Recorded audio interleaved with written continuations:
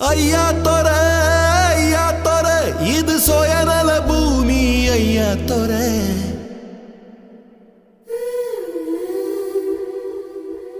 ஐயா தொர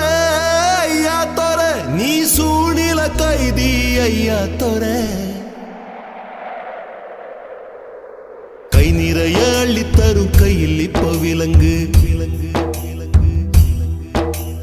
வைரக்கல்ல உப்பு கல்லு தப்பு சொல்லி வழக்கு